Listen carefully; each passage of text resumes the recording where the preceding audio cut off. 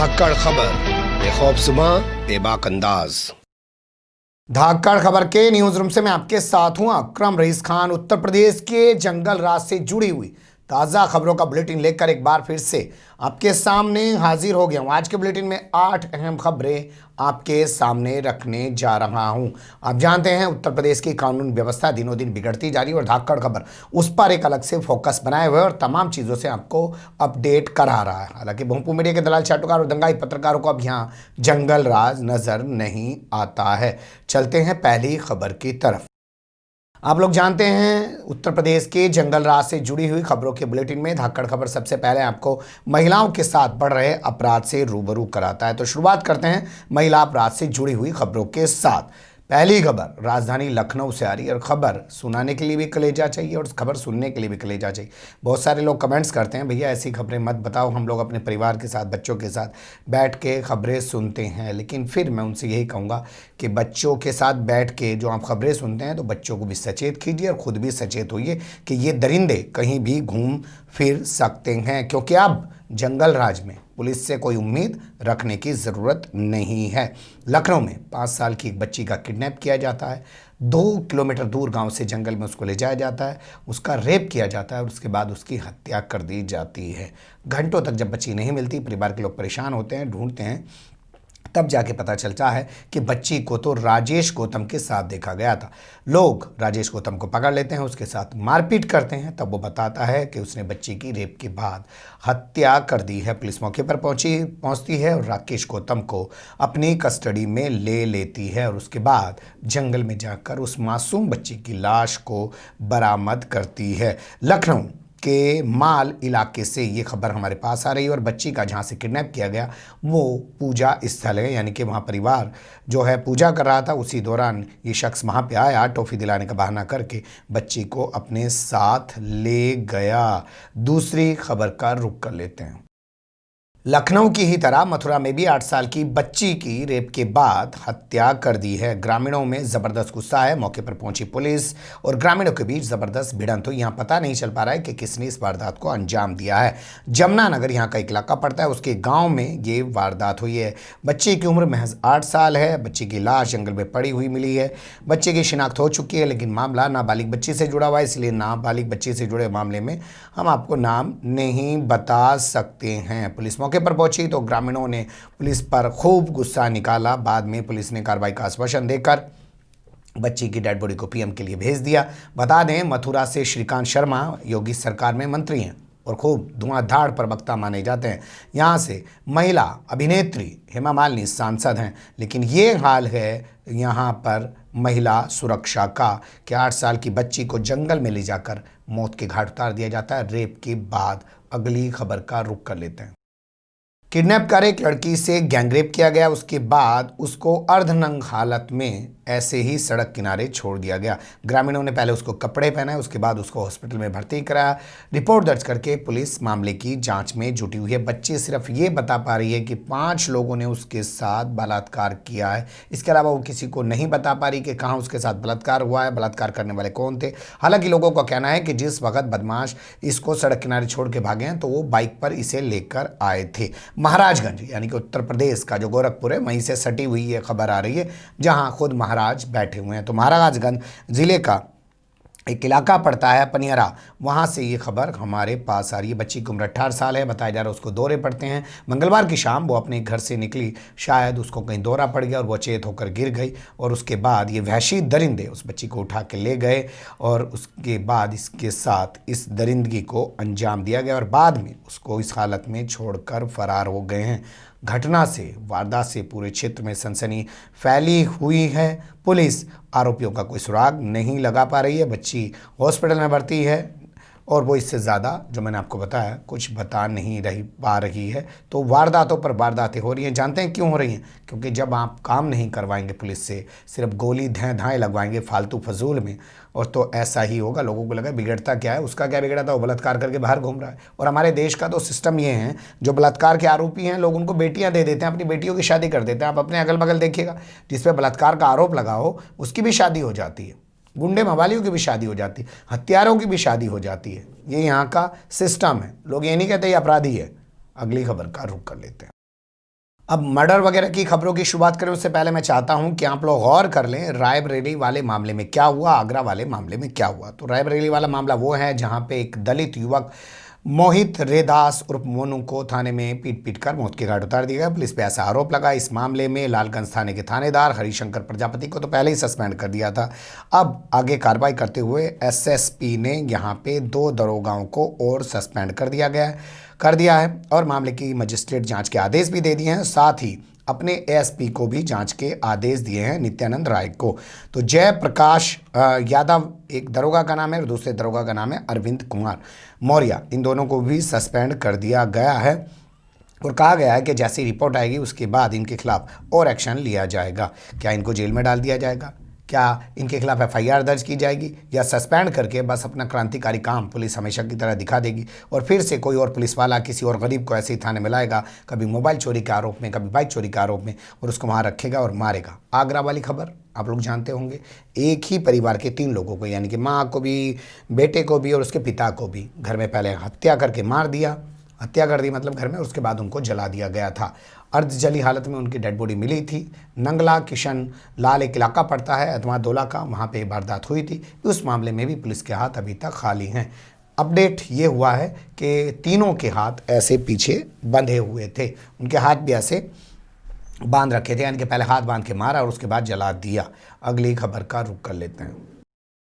हरदोई में पत्नी व बेटे सहित साधु की हत्या कर दी गई है। ईंटों से कुचलकर साधु, उसकी पत्नी और बेटे को मौत के घाट उतारा गया है। ठीक उसी तरीके की घटना जैसे आगरा में हुई, वहाँ भी तीनों माता पिता और बेटे को मारा गया और यहाँ भी माता पिता और बेटे को मारा गया, लेकिन फ़र्क यह है यहाँ पे साधु हैं। अब देखेंगे अर्णब गोस्वामी क्या चिल्ला चिल्ला के बात करता है। ऐसा नहीं है कि पहली बार उत्तर प्रदेश में ऐसी घटना हुई। इससे पहले बुलंदशहर में 2 साधुओं को ऐसे ही पीट पीट कर मौत के घाट उतार दिया गया था। अमरोहा में भी एक साधु को ऐसे ही पीट पीट कर मौत के घाट उतारा जा चुका है। लेकिन अर्णब गोस्वामी जैसे पत्रकार जो हैं, जो शाम को मेडिकल करा लेंगे तो आपको पता चल जाएगा, बगैर लगाए तो उनके हाथ पैर काम नहीं करते होंगे, जबान काम नहीं करती होगी।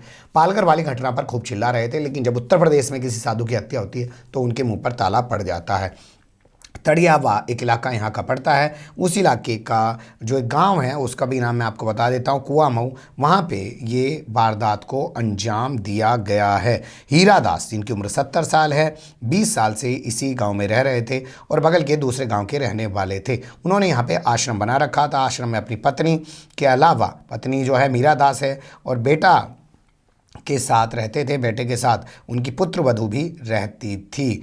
और आज सुबह यानी कि बुधवार की सुबह बेटा नेत्राम और हीरा दास, उनकी पत्नी मीरा दास, तीनों की हत्या कर दी गई है। डेड बॉडी उनके आश्रम में पड़ी मिली है। बहू जो है मौके से ठीक ठाक मिली है, बताया जा रहा है। वो घटना के बारे में पर ज़्यादा बता नहीं पा रही है। पुलिस उस पर कुछ शक जता रही है। पुलिस को लग रहा है प्रॉपर्टी के चलते या कुछ संबंधों के चलते हत्या की गई। लेकिन आप देखिए 3-3 की हत्या ईंटों से कुचल के। कोई डर है, लग रहा है कोई खौफ है, कानून नाम की कोई चीज़ है, या बिल्कुल जंगल राज चल रहा है। यहाँ पर इनका एक चेला भी रहता था। वो कल रात अपनी पत्नी के साथ बगल के दूसरे गांव में चला गया था किसी काम से। उस चेले का नाम है रक्षपाल। वो अपनी पत्नी के साथ चला गया। आज सुबह जब वो लौटा तो उसी ने सबसे पहले ये देखा मंजर और फिर उसके बाद पुलिस को सूचना दी गई। पुलिस मौके पर पहुंच चुकी है। पुलिस को चेले पे भी शायद कोई शक है, तो पुलिस प्रॉपर्टी विवाद भी मान के चल रही है, क्योंकि इस आश्रम के अलावा 40 बीघा जो ज़मीन थी वो इन साधु महाराज के नाम पर थी। पर उत्तर प्रदेश में साधु की पत्नी और बेटे की हत्या, अर्णब गोस्वामी क्या करेगा? अगली खबर का रुख कर लेते हैं।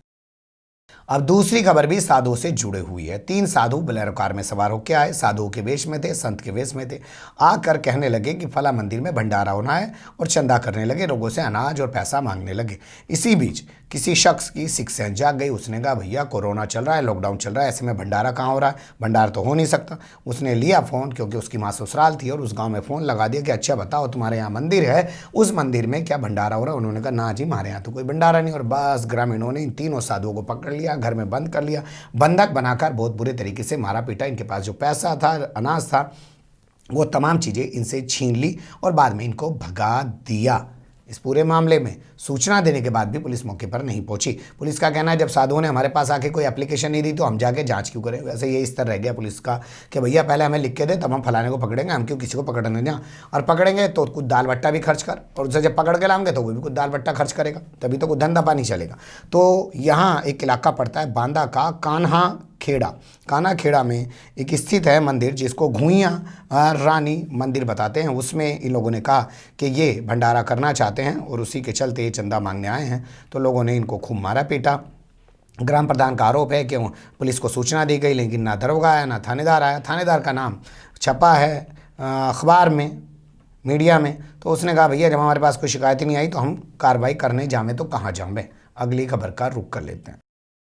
बीमे की रकम को लेकर दो पक्ष आपस में भिड़ गए। एक महिला समेत 2 लोगों की पीट पीट कर हत्या कर दी गई। 4 लोग गंभीर रूप से घायल हैं। दोनों तरफ से एफआईआर दर्ज कर ली है। पुलिस मामले की जांच में जुटी हुई है।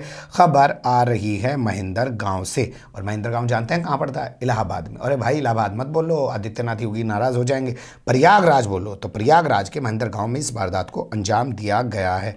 हुआ कैसे कैसे है वो थोड़ा सा समझ लेते हैं। LIC एजेंट है एक लड़का जिसका नाम है मनीष, प्राइवेट कंपनी है। अपने पड़ोस में रहने वाले चौबे लाल का बीमा कर देता है 30,000 रुपये में पिछले साल। बताते हैं उसके बाद वो कंपनी भाग जाती है। कंपनी भाग जाती है तो चौबे लाल इसको पकड़ता है, भाई मैं नहीं जानता कंपनी को, मैंने तो तेरे कहने पे पैसे लगाए थे, भाई मेरे पैसे थे। अच्छा भाई ठीक है दे देंगे, थोड़ा वक्त दे। ना भैया ये भी दे। रस्सा कसी चलती रही। बताया जा रहा है कि कल रात की बात है, चौबेलाल अपने कई साथियों के साथ इसके घर पे आ गया। बस क्या था, दोनों तरफ से लठ निकले, दहलट बजने लगा भैया। अब जब दहलट बजने लगा तो उसमें मनीष की जो माँ है संतोषी, उसकी हत्या हो गई, और जो बीमा वाला था चौबेलाल उसकी भी हत्या हो गई। जबकि दोनों पक्ष से 4 लोग और घायल हो गए जिनको अस्पताल में भर्ती कराया गया है। पुलिस ने दोनों ओर से रिपोर्ट दर्ज कर ली है। तो भैया ना तो बीमे के पैसे मिले ना तू बचा, थम ही जाता थोड़ा सा, इतना हंगा क्यों। दूसरी बात यह है कि लोगों में पुलिस के प्रति कोई विश्वास नहीं रहा है। लोग खुद ही इंसाफ करने चल देते हैं, क्योंकि लोगों को पता है पुलिस के पास जाएंगे तो पुलिस क्या कि मार से पूछ के बीमा कराया था। यही कहती है ना पुलिस कि मार से पूछ के बीमा कराया था क्या। अगली खबर का रुख कर लेते हैं। डिलीवरी के पैसे नहीं मिले तो उस डॉक्टर ने नवजात बच्चे को ही बेच डाला। जी हाँ, ऐसी खबर आपको उत्तर प्रदेश से मिल सकती है भैया। जब जंगल राज चलेगा ना कुछ भी होगा। आगरा से खबर हमारे पास आ रही है।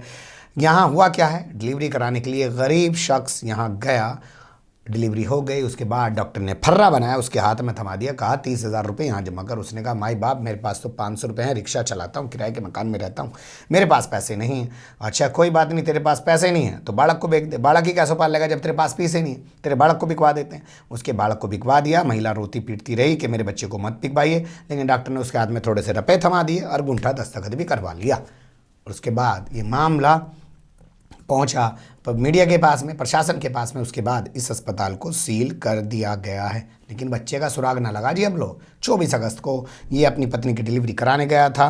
पत्नी का नाम बबीता है और ये रिक्शा चलाता है, और JP अस्पताल में डिलीवरी कराने गया था जहां इसके साथ ये पूरी घटना हुई है। ये जो है शंभू नगर का रहने वाला है रिक्शा चालक, और इसका नाम शिव नारायण है। बताइए, शिव नारायण बबीता के बच्चे को डॉक्टर ने छीन लिया, और जो है शंभू नगर में वो रहता है। आगरा से खबर आ रही है, देखते रहिए आप, बताते रहेंगे, हमारा काम है बताना, उसी ड्यूटी पे जा रहे हैं आपके लिए।